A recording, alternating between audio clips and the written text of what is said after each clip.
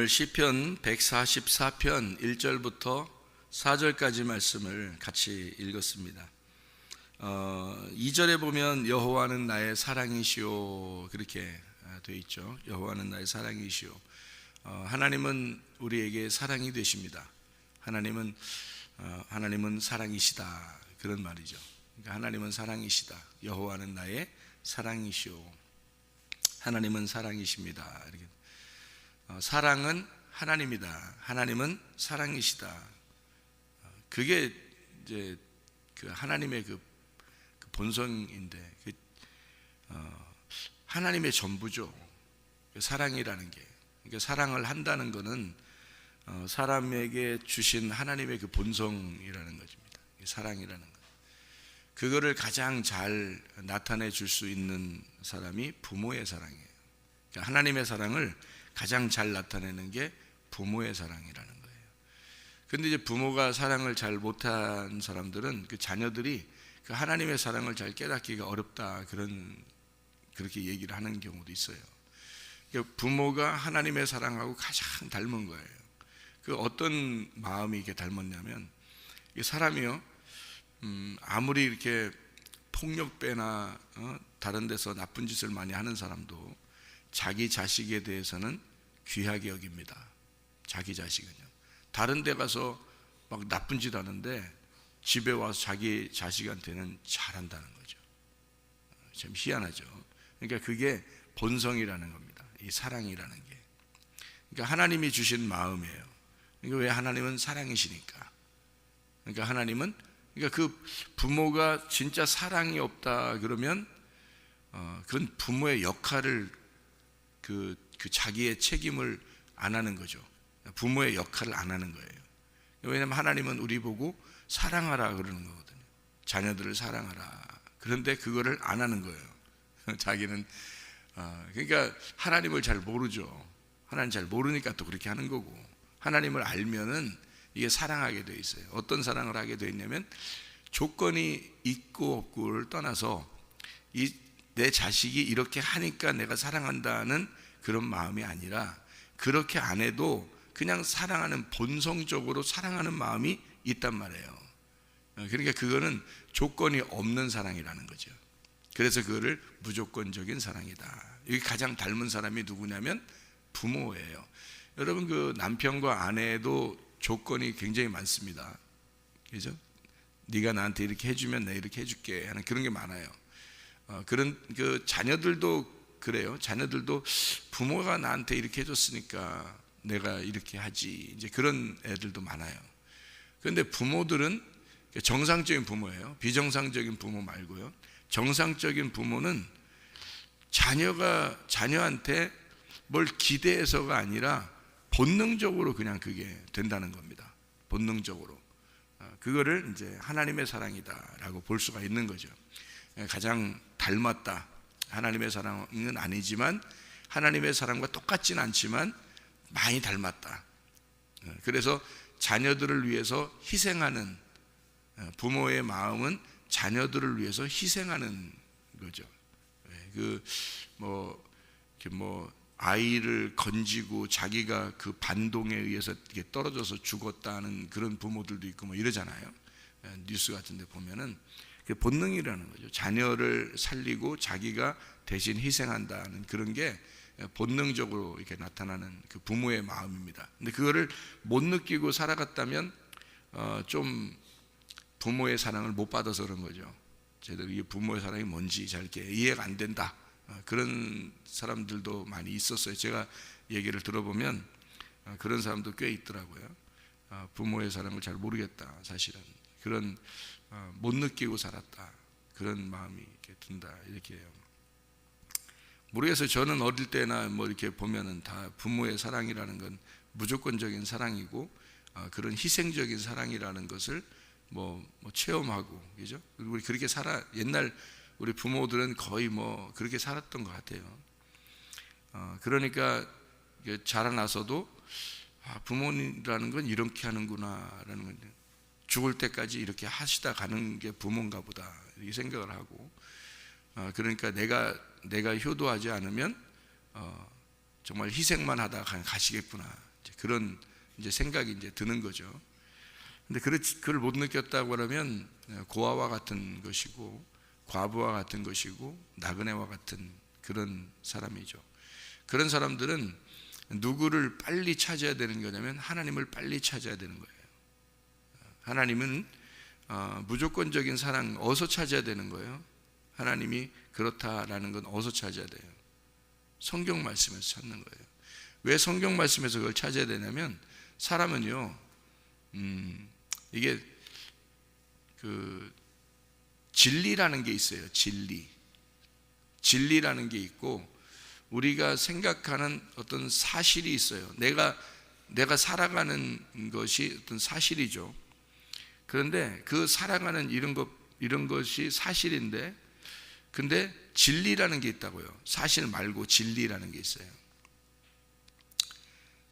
그 진리라고 하는 거는 우리가 생각하는 거하고 좀 다르게, 우리가 생각하는 거는 우리가 생각하는 하나님은, 신은 이런 건데 나한테 이렇게 해주고 또는 나는 그렇게 반응을 하고 이런 사실이 있는데, 진리는 그렇지 않아요. 진리는 딱 정해져 있어요. 그래서 변함이 없어요. 진리라고 하는 건 변함이 없어요. 그 사람들도 사랑을 나누어도 다 이렇게 조건적이거든요. 근데 하나님은 조건을 따져서 사랑하는 게 아니라는 거예요. 원래 하나님의 사랑은, 그러니까 사랑을 전제로 하고 본다는 거죠. 그러니까 사람들은 무엇인가 행하는 걸 보고, 조건을 보고 사랑하는 거예요. 그걸 조건적인 사랑이라고 그러는 거거든요. 그러니까 조건을 보고 당신이 이만큼 하면 내가 그걸 보고서 확인이 되면 내가 이렇게 해줄게 하는 게 조건적인 사랑이란 말이에요. 근데 하나님은 그런 조건을 놓고 사랑한 게 아니에요. 죽으러 와야 되겠다라고 먼저 사랑을 선포하는 거죠. 내가 죽으러 갈게. 내가 먼저 그냥 나 죽을게. 이게 이제 조건을 본 게 아니라 자기가 먼저 희생하려고 했던 거예요. 그러니까 희생하고 그 다음 사랑할게, 이런 거예요. 그러니까 그걸 전제로 하기 때문에 무조건 사랑이라는 거예요. 이게 조건 사랑은 사랑하는 걸 보고 내가 이렇게 해줄게 라는 게 조건 사랑이니까, 그거는 인간들은 누구나 마찬가지예요. 자녀들도 그렇고 남편과 아내도 그렇고 뭐 성도끼리도 그렇고. 근데 그런 게 마음이, 그러니까 네가 어떻게 행하는 걸 보고 그 사실이 있으면 내가 이렇게 반응을 하게 되겠다라고 그때 마음을 갖는 거거든요. 그게 조건이란 말이에요. 근데 하나님은 전제를 하는 거예요. 네가 이런 조건을 가진 게 아니라 나는 그런 거 상관없어. 그런 네가 어떻다는 사실을 내가 상관하지 않고 그냥 내가 먼저 그냥 죽어서 희생을 함으로 그 다음에 내가 사랑을 시작한다. 그러면 이거는 자기를 죽이고 사랑한 거예요. 그러니까 죽을 때까지 사랑하는지 내가 보고서 네가 죽을 때까지 사랑하나 보자 하고서 했더니 죽었어요. 그러면 이제 어떻게? 그 다음에는 없잖아요. 우리 인간들은 죽을 때까지 사랑하나 볼게 하면 죽을 때까지 가서 딱 보니까 죽었어. 그 사랑한가 보다. 이렇게 이제 그때까지 본 거니까 그때 가서야 하는 거예요. 근데 늦은 거죠. 그때는. 그죠? 이미 그 전에 알아야 되는데 늦은 거잖아요. 그걸 이제 조건이라 그래요. 조건적인 사랑. 근데 하나님은 죽을 때까지 사랑할게를 이미 죽었어요. 그러니까 그걸 이미 끝내고 사랑하는 거니까 조건이 없어진 거예요. 조건이 없어졌어요. 그것을 무조건이라 하는 거예요. 하나님은 무조건 우리를 사랑하신다. 그래서 하나님은 처음부터, 성경의 처음부터 그냥 내가 죽으러 갈게. 그 언약이야, 언약. 예, 약속할게. 내가 죽으러 간다. 그걸 전제하고 너를 사랑하겠다는 거니까 조건이 없죠. 그러니 얼마나 우리를 사랑하시겠습니까? 이건 뭐 부모의 사랑보다도 훨씬 더 높은 사랑인데 그걸 아가페 사랑이라 그렇게 이야기를 하는 거거든요. 그래서 여호와는 나의 사랑이시오. 그분은 나의 사랑이시다. 그분은 조건을 갖추지 않은, 조건 없는 사랑을 가지신 분이다. 하나님은. 그래서 그런 사랑을 가지신 분이니까 우리는 그 하나님의 사랑을 깨닫기만 하면, 이제 못 깨달으니까 그렇지, 깨닫기만 하면 그 사랑을, 자, 남편과 아내가, 자녀와 부모가 정말 날 사랑하는구나 라는 걸 깨닫게 되면 어때요? 마음이 뭉클해지고요. 마음이 슬픈 게 아니라 마음이 뭉클해지면서 속에 있는 뭐예요? 엔돌핀이 막 생기겠죠. 예. 그러니까 사랑받으면 엔돌핀이 막 생기는 거예요. 몸이 면역 체계가 막 강해지고 건강해지는 겁니다. 몸도요. 몸이 반응을 하는 겁니다. 그 의미를 깨달았을 때 속에서 몸이 반응을 하는 거예요. 그죠? 나를 사랑하는구나 라는 것을, 의미를 깨달을 때 몸이 반응하죠. 영도 마찬가지입니다. 의미를 깨달았을 때 영이 반응하는 거예요. 진리라고 하는 건 어떤 사실에 근거하는 게 아니라요, 진리 자체가 사실인 거예요. 그래서 진리는 이미 정해진 겁니다. 그러니까 정해진 사랑이기 때문에 이 진리를 깨닫게 되면 그 의미가 내게 반응을 일으킨다고요, 우리한테. 근데 이거는 우리를 배신하지 않아요. 그러니까 진리라고 하는 건 배신하지 않는다고요. 그 진리니까. 근데 우리가 뭔가 근거를 통해서 내가 확인해야 되겠다 그러면, 그거는 나중에 아니게 되면요, 날 진짜 사랑하는 줄 알았는데 안 사랑했어. 그럼 어떻게 돼요? 그걸 뭘 당했다 그래? 네? 뭘 당했다? 사기당했다? 사기당했다. 사랑하는 줄 알았더니 사기를 당했다. 그래요? 그러면 무슨 마음이 들어와요? 네? 무슨 감이 들어와? 무슨 감? 배신감이 들어오죠. 배신감이 들어오면 막 미치겠는 거죠. 그죠? 배신감이 들어오면, 그 배신감이 들어오면요, 사람이 쓰러집니다. 사람이요. 멀쩡하던 그 등치 아무리 커도요, 배신감을 딱 맞아버리잖아요. 배신감이라는 화살을 딱 맞아버리면 하면 그 다음에 푹 쓰러져 버려요. 사람이 정신이 푹 쓰러져. 며칠 동안 뭐 정신 못 차려요. 몇 년 동안 정신 못 차리는 사람도 있고요. 이렇게 배신감을 이렇게 딱 느끼게 되면, 그러면 정신이 없어져요. 푹 쓰러져 버립니다. 사람이 몸도 푹 쓰러지고 진짜 영이 깨져 버립니다. 배신감을 느끼면요. 여러분, 배신감 많이 느껴봤나요, 여러분? 여러분, 배신감, 그러니까 배신감을 느끼면 있잖아요. 그런데 가장 가까운 사람한테 배신감 느끼면 더 큽니다. 그러니까 이게 그냥 화살, 이렇게 요만한 화살로 이렇게 탁 맞으면 이렇게 하는데 말이에요. 막 그 전봇대만한 화살로 그것도 거기에 불 붙여가지고 꽉 맞으면 그냥 사망에 가까워져요. 사망에 그냥. 전 그거 맞아봤거든요. 전봇대만한 화살에다가 불 댕겨가지고 거기다가 불 화살을 팍 맞아보니까요, 그냥 정신을 못 차려요. 몇 년 동안 정신을 못 차리고 그냥 몸이 망가지고 영이 깨지고 막 그런 걸 경험을 했어요, 제가.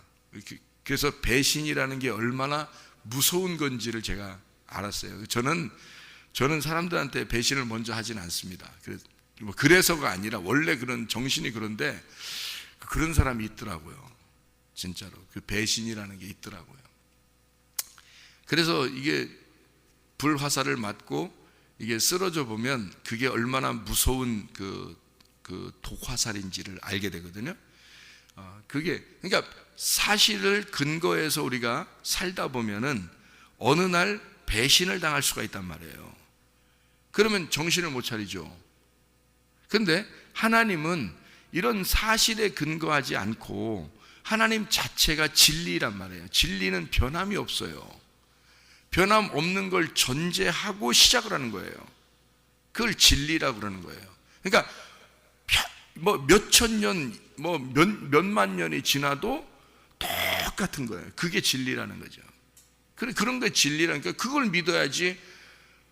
사실에 근거한 거는 어느 날 바뀔 수 있는 거예요. 그러니까 우리가 살아가는 건 어느 날 바뀔 수 있는 거란 말이에요. 그러니까 그거를 붙들고 있다가는 그거에 의해서 배신을 당할 수 있다는 거지. 자, 여러분, 사람은 완벽하진 못해요. 사람은. 그래서 사람 붙들고 있다가는 어느 날 이게 실망할 수가 있다는 거지. 그러니까 그거 사람을 붙들고 있다가는 실망을 할 수가 있어요. 부모도 자녀도 남편도 아내도 사랑. 근데 진리라고 하는 건 변함이 없기 때문에 진리를 붙들면 배신을 안 당합니다. 그게 말씀이에요. 그래서 이 세상에 있는 부모보다, 이 세상에 있는 남편보다, 이 세상에 있는 우리의 가지고 있는 것보다 훨씬 더 성경에는 아름답고 좋은 것을 우리에게 소개하는데, 그게 바로 하나님 아버지를 소개해 주는 거예요. 고아들에게, 과부들에게 예수라는 신랑을 소개해 주는 거예요. 근데 이건 몇천 년, 몇만 년이 지나도 변함없어요. 그거는 이 말씀이라는 건. 그러니까 이 말씀은 진리라 그러는 거죠. 그러니까 이 말씀은 전혀 우리를 배신할 수가 없어요. 배신하질 않아요, 이 말씀은. 그러니까 이 말씀을 붙들면 배신을 안 당하는 거죠. 근데 사람을 붙들면요, 배신당한단 말이에요. 어느 날 실망하게 되는 거죠. 근데 이 말씀은 그렇지 않잖아요. 그러니까 이 말씀이 이 땅의 소망이 아니라 하늘나라의 소망, 이 땅의 집이 아니라 하늘나라의 집을 우리에게 소개하는 거예요, 성경은. 그러니까 그게 진리죠. 결국에는 죽어도 똑같이 이루어져야 되는 게 진리인데, 우리가 죽으면 바뀌면 안 되잖아요. 죽으면 바뀌면 그거는 진리가 아니죠. 근데 죽어도 변함없이 되는 게 진리란 말이에요. 근데 죽어보니까 사람들이 죽어보면 어디로 가요? 진짜 하늘나라라는 게 있단 말이에요. 그러니까 죽어보면 그 영의 세계가 분명히 있고 그게 성경이 맞다는 사실이 거기 가서도 증명된단 말이에요. 그러니까 성경 말씀은 예전이나 지금이나 앞으로도 계속 똑같으니까 그걸 진리라 그러는 거란 말이에요. 그러니까 이 진리를 붙들자는 거죠. 이게 우리의 생각을 붙드는 게 아니라, 우리의 사실을 붙드는 게 아니라 진리를 붙들자는 겁니다. 그러면 우리는 그 진리 안에서 진짜 행복을 가져올 수 있다는 거예요. 그러니까 하나님은 우리를 사랑하신다. 자, 하나님이 날 사랑하신다는 걸 붙들고 싶어요? 다른 게 날 사랑한다는 걸 붙들고 싶습니까? 하나님이 날 사랑한다는 걸 붙들면 이거는 죽어도 그게 사실이에요. 죽어도 그게 진리고, 그건 우리가 죽을 때까지 살다가 죽어도 그게 진리가 되는데, 우리가 사람들이 날 사랑한다라고 생각했는데 그거는 그 사람이 진짜 속마음 속에 막 이 처음부터 알파와 오메가로 사랑하는지는 우리가 모른단 말이에요. 여러분 진짜 그렇게 사랑하십니까? 아내를 그렇게 사랑하나요? 알파와 오메가로? 안 되는 거거든요. 부모와 자녀가 그렇게 돼? 안 되는 거거든요. 근데 그걸 흉내는 낼 수 있죠. 그 정도를 흉내는 내는 게, 그게 하나님의 그 사랑을 가장 많이 흉내낼 수 있는 게 부모란 말이죠. 부모. 하나님 완벽한 건 아닌데 그 아가페 사랑을 가장 흉내낼 수 있는 게 부모라고 하는 얘기는 거지. 알파와 오메가로 완전한 사랑을 이룰 수 있는 분은 하나님밖에 없어요. 인간은 할 수 없습니다. 왜냐하면 그분은 진짜 죽었잖아요. 죽으시고 사랑하겠다는 거예요. 진짜 죽으시고서 사랑하겠다는 거예요. 죽음을 전제로 하고 사랑하는 거예요. 그러니까 이건 진리라는 거지. 죽었으니까 죽을 때까지 사랑하는 게 완성됐잖아요. 이미 완성을 시켜놓고 사랑하고 있으니까 변함이 없는 거야, 예수님은. 그게 진리라는 거예요. 사람들은 항상 변할 수가 있다. 병원에 이렇게 신방을 가서 가만히 이렇게 병원 사람들을 이렇게 보니까 말이에요, 참 안타까운 그 사연들이 참 많더라고요.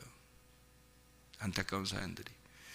그래서 이제 병원 신방을 이렇게 가서 내가 이제 신방간 이제 병원에 신방간 이제 성도는 이쪽에 있는데, 내가 가서 이제 이렇게 기도해주고 거기 이제 쳐다보러 간 환자만 쳐다보잖아요. 이렇게 가 있어야 되잖아요. 다른 사람들이 이렇게 막 간섭하고 그러면 안 되잖아요.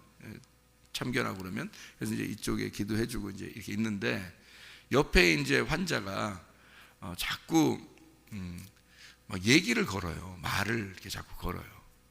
근데 말을 막 웃기게 잘해. 근데 뭐라고 얘기를 하냐면 변비가 생겨서 화장실을 못 간다는 거예요. 그래서 뭐 죽겠다는 거예요. 한 3일 됐다는데 막 죽겠다는 거예요. 뭐 먹지도 못하고 그래서 이만큼씩 먹는다는 거예요. 이게 계속 막 이렇게 배가 이렇게 부해지니까 변비가 있어서. 그 이제 너무 안타까워서 그 얘기를 막 너무 진지하게 이렇게 막 웃기면서 이렇게 하는데 우리는 속으로 웃긴데 이제 그분은 너무 진지한 거죠. 할머니이신데. 그 할머니들이 참 그 변비가 생기면 너무 힘들잖아요. 그래서 이쪽 환자에게 이제 제가 제 신방간 환자에게 기도해주고 이렇게 있다가 그쪽에서 얘기를 걸어서 이제 이렇게 쳐다보니까 너무 안타까운 거예요. 누워서 세상에 그거 똥만 나왔으면 살겠다는 거예요. 너무 안타까워서 제가 이제 목사님이라고 얘기를 이제 소개를 해줬단 말이에요. 그러니까 그 사람 목사님이세요? 이제 그 교회를 잘 몰라요. 교회를 이제 뭐 교회를 가는 건 막 싫어하는 사람이에요. 그럼 제가 어떻게 해요? 물어봤죠. 어떻게 제가 목사인데 저 기도 한번 해드릴까요? 그렇게 했단 말이에요. 그랬더니 그건 또 받으려고 하대요. 이게 워낙 아프니까 그런가 봐요. 워낙 아프니까 기도해 주세요. 그러더라고요. 기도해 주세요가 아니라 그냥 내가 기도해 드릴까요? 그럼 그 똥 좀 나오게. 그러니까 예 그래요. 너무 이제 자기가 곤란하니까 그러더라고요. 그래서 배에 이렇게 다 손을 얹고요. 머리에 손을 다 얹고요. 하나님 너무 불쌍하지 않습니까? 이게 하도 3일 동안 똥이 안 나왔다는데 힘들지 않습니까? 하나님 여기 가스가 다 빠지고 여기 변비가 해소될 수 있도록 다 나오게 해주세요 라고 기도를 이제 간절하게 하고 이제 나올 거예요. 오늘 저녁 기대하세요 라고 이제 하고서 왔단 말이에요. 그 다음날 이제 신방을 갔어요. 이쪽 환자에게 신방을 딱 갔는데 이 할머니가요 막 좋아가지고 한 무대기를 쌌다 이거야. 한 무대기를. 근데 얼마나 이게 목사님이 이게 기압을 넣어줘서 이게 기도를 모르니까, 기도라는 말을 잘 모르니까 야, 이 기압이 효과가 있었다는 거야. 그래서 목사님이 기압을 넣어주니까 한 무대기를 쌌다고 말이야. 야, 효과가 있더라고. 막 이러면서 막 좋아하더라고요. 제가 가니까 막 좋아가지고 막 그러더라고요. 근데 그날 이제 제가 이 얘기를 하려고 했던 게 아니라 그 옆에 또 하나 환자가 있었는데 이 눈을 이제 수술했는지 이 눈을 이렇게 감고 있는 거, 이렇게 붕대로 이렇게 감고 있는 거예요. 근데 딸이 이제 병문안을 이제 와서 이제 간호를 하는 거죠. 근데 눈이 잘 안 보이니까 이렇게 이게 할머니인데 눈을 이렇게 수술했으니까. 근데 딸이 이제 와서 병 간호를 하는데 얼마나 피곤하겠어요.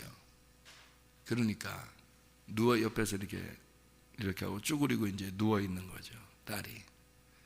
그러니까 이 할머니가 잘 안 보이잖아요. 근데 이 딸이 병원이 그렇게 춥지 않잖아요. 온풍기도 잘 나오고 그러니까. 근데 추울까봐 자기 그 이불을 이렇게 잘 안 보이니까 더듬더듬 하면서 이 딸한테 덮어주는 거예요. 그게 뭐겠어요? 사랑이에요. 본능에서 나오는. 딸한테, 여러분 그 자다가 보면 애들 왜 입을 막 걷어차고 자는데 중간중간에 왜 오줌 말아서 일어나는 경우도 있잖아요. 일어나서 보면 애가 입을 막 걷어차고 이렇게 자면 어때요? 다시 와서 그냥 자요? 본능적으로 어때요? 입을 덮어주고 잡니다. 부모의 마음이라는 게 그런 거거든요. 그거를 본 거예요, 저희들이. 그러니까 그 눈이 수술돼서 눈 안 보이는데 본능적으로 이 아이, 자기 딸이 옆에서 이렇게 쭈그리고 자는 거를 이렇게 희미하게 아는 거죠. 그러니까 본능적으로 자기 그 덮는 거를 이렇게 딸한테 덮어주는 그 모습을 보게 된 거죠. 저게 사랑이다. 사랑이다. 누가 가르쳐줘서 그럴까요? 아니에요. 그거는 하나님이 우리의 속에 집어넣어 놓은 사랑이었던 거죠. 본성이었던 거죠. 자, 하나님이 어떤 분이니까? 사랑이시니까. 변할 수 없는 사랑이시니까. 그걸 누구한테 가장 많이 집어넣어 줬다고요? 부모에게 가장 많이 집어넣어 줬다고요. 그게 하나님 아버지의 사랑이라는 걸 알려주려고 집어넣어 줬다는 거죠. 그러니까 하나님은 사랑이십니다. 사랑이 왜 하나님은 사랑이실까? 하나님이 왜 우리를 그리 사랑하셔요? 그냥 사랑하니까? 하나님이 우리를 왜 사랑하는가? 우리가 행복했으면 좋겠으니까. 자기가 나는 죽을 테니, 나는 너를 위해 죽기까지 사랑할 테니 너는 뭐 하라고? 행복하라고. 나는 죽을 때까지 널 사랑할 테니 너는 행복해라. 내가 사랑만 해줄 테니까 너는 행복해야 돼. 그게 우리 하나님 아버지의 사랑입니다. 그래 우리가 불행하게 살면 되겠어요? 안 되겠어요? 안 되는 거예요. 그 하나님의 뜻이 아닙니다. 행복하게 사는 게 하나님의 뜻입니다. 그렇죠? 그러니까 그 아련한 그 사랑, 그 나를 진짜 사랑하기 때문에 혼낸다, 그걸 알았을 때 그 자녀들이 나중에서야 그걸 깨닫죠. 부모가 나를 사랑하기 때문에 때렸고 부모가 나를 사랑하기 때문에 혼냈다는 사실을 나중에 알게 되면 그 마음이 어때요? 아련합니다. 근데 부모가 자기 승질에 못 이겨서 나를 때렸다. 부모가 자기 승질에 못 이겨서 나를 혼냈다. 이런 식으로 생각되면 어떨까요? 아련한 가슴에 그 사랑이 남는 게 아니라 증오와 미움과 배신감이 남겠죠. 그런데 진짜 사랑, 하나님의 사랑이라는 걸 아는 본성을 가진 부모가 진짜 사랑을 나누었을 때, 그러면서도 혼내거나 진짜 칭찬하거나 어떤 상황에도 그런 사랑을 가졌을 때 우리는 그거를 아련하게 가슴 속에 깨닫게 되는 거죠. 그런 의미를 알게 됐을 때 몸이 어떻게 되겠어요? 그 사랑에 반응을 하는 겁니다. 그럼 몸이 어떻게? 막 면역이 증가되는 거예요. 면역력이 증가되죠. 영도 회복이 되죠. 나를 사랑하는 자가 있으니까. 그것보다 더 위대한 사랑이 하나님의 사랑입니다. 그러니까 이 하나님의 사랑을 우리가 깨닫고 산다는 것은 진정한 행복, 진리 안에서의 행복을 깨닫는 것은 하나님의 사랑이에요. 저는 이 말씀에서 여러분이 이 진리, 말씀이라는 하나님의 말씀에서 사랑을 깨닫고 하나님의 사랑을 깨닫고 그 진리 안에서 행복하기를 원한단 말입니다. 하나님도 그래야 네가 진짜 행복하니까. 너 이 세상에 있는 건 널 속일 수도 있어. 널 속일지도 몰라. 그러나 나는 너를 속일 수가 없어. 나는 너를 죽기까지 사랑했으니까. 나는 너를 끝까지 사랑했으니까 너는 내 안에서 행복해야 돼. 하나님의 말씀, 이 진리 안에서 너는 행복해야 돼. 그래서 진리는 우리를 행복을 가져다 줍니다. 그래서 진리를 깨달으면 깨달을수록 그 의미를 알게 되고 그 의미를 아니까 하나님의 마음이 알게 되는 거예요. 하나님 마음을 알게 되니까 그 마음에서의 그 사랑을 깨닫게 되니까 아련한 거죠. 가슴이. 진짜 사랑을 깨닫게 되는 거죠. 하나님이 우리를 이렇게 사랑하셔. 그걸 깨닫게 되는 겁니다. 우리 그 성경 어제 우리가 같이 읽었던 거 신명기 33장에 29절의 말씀, 이스라엘이여 너는 행복한 사람이로다. 여호와의 구원을 너같이 얻은 백성이 누구냐? 그는 너를 돕는 방패시요 내 영광의 칼이시로다. 내 대적이 내게 복종하리니 내가 그들의 높은 곳을 밟으리로다. 하나님, 우리에게 하나님은 우리가 행복한 사람이 되기를 원하신다. 이 행복한 사람이 되기를 원하시는데 그냥 너 행복해야 돼, 그게 아니라 내가 네 편 돼줄게. 내가 네 편 돼줄게. 항상 너는 내가 같이 있을게. 내가 임마누엘 할게. 내가 너의 방패가 되고 내가 너의 칼이 될게. 그러니까 너는 항상 승리할 수가 있어. 항상 너는. 그러니까 마귀에게 우리가 진다는 것은 불행한 겁니다. 마귀는 우리에게 행복을 뺏어가려고 그러는 거예요. 그게 마귀예요. 그러니까 마귀는 불행을 주려고 하는 거니까 그 마귀를 우리가 이겨야 되잖아요. 그러니까 마귀를 이겨야 되니까 우리의 방패가 되시고 칼이 되시는 주님이 나와 함께 내 편 되시니까 항상 이길 수 있는 거예요. 그러니까 항상 어떻게 할 수 있는 거예요? 항상 어떻게 살 수 있는 거예요? 행복하게 살 수 있는 거예요, 사실은. 근데 불행하게 만들려고 해. 속이는 거지. 너는 죄인이야. 너는 나쁜 놈이야. 하나님이 너 사랑하시겠어? 하나님이 너 같은 거 사랑하시겠어? 너 맨날 실패하잖아. 너 맨날 그렇게 실수하잖아. 너 맨날 죄짓잖아. 너 같은 거 사랑하겠어, 하나님이? 너 잘해야지 하나님 사랑하는 거야. 너 알잖아. 너도 너한테 잘하는 사람 좋아하잖아. 너한테 못해주는 사람 네가 좋아하냐? 아니, 나한테 못해주는 사람 안 좋아하는데. 너 미워하는 사람 네가 좋아해? 아닌데. 너 좋아하는 사람 네가 좋아하지? 응. 그러니까 하나님을 어떤 식으로 만드는 거예요? 마귀는 조건적인 하나님 만드는 거지. 네가 잘할 때 너한테 사랑해주는 하나님을 만드는 거지, 이 마귀는.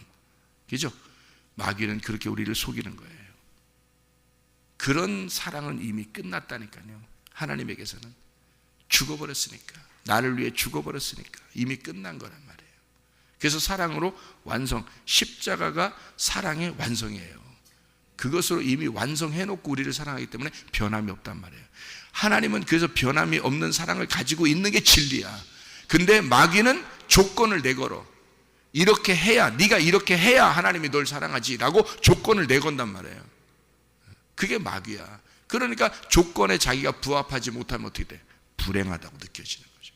나 불행할 수도 있어. 나한테 이렇게 이런 화가 온 것은 내가 이런 잘못했기 때문에 그런 거야. 하나님은 어떻게 해요? 네가 잘못해서 그런 게 아니라 너가 잘못한 것 때문에 내가 죽었어. 그래서 네가 지금 잘못해서 화가 오는 게 아니라 그런 화를 마귀가 만들어낸 거야. 그런데 나는 그걸 통해서 나는 너를 교육하고 싶어. 난 너를 가르치고 싶어. 하나님은 우리를 학습을 하는 거죠. 가르치려고 하는 거지. 마귀는 우리를 가르치는 게 아니라 우리를 불행하게 만드는 거지. 그렇죠? 마귀는 불행하게 우리를 끌고 내려가는 거고, 하나님은 그걸 통해서 가만히 두시고 있어. 어떨 때는. 왜? 네가 승리해서, 내가 너와 함께 있으니까 네가 승리해서 올라오기를 기다리는데 그걸 학습을 한단 말이에요. 가르쳐 주는 거예요. 우리에게 뭔가 가르쳐 주는 거예요. 그래서 고난받는 것이 내게 유익이라. 다윗이요, 시편 119편 71절에 고난받는 것이 내게 유익이라. 그걸 통해서 뭐 했다고? 하나님의 율례를 배우게 되었나이다. 아, 이게 나를 교육시키는 거였구나. 그 고난이라는 게. 마귀는 고난을 주려고 그러고 불행을 주려고 하지만 하나님은 그걸 통해서 어떨 때는 기다리신다. 왜? 너가 그걸 통해 배워야 하니까. 하나님의 사랑을 배워야 하니까. 하나님의 무한한 그 사랑을 배워야 하니까. 그리고 너는 행복이 무엇인지를 배워야 하니까. 전도서 하나 읽고 마치도록 하겠습니다. 전도서 6장 6절 말씀. 그가 비록 천년의 갑절을 산다 할지라도 행복을 보지 못하면 마침내 다 한 곳으로 돌아가는 것뿐이 아니냐. 여러분, 행복하게 살아가는 것은 하나님의 뜻입니다. 그 뜻에 반응하는 사람들이 되어서 진짜 행복한 사람으로 살다가 주님 만나시기를 바랍니다. 기도하겠습니다.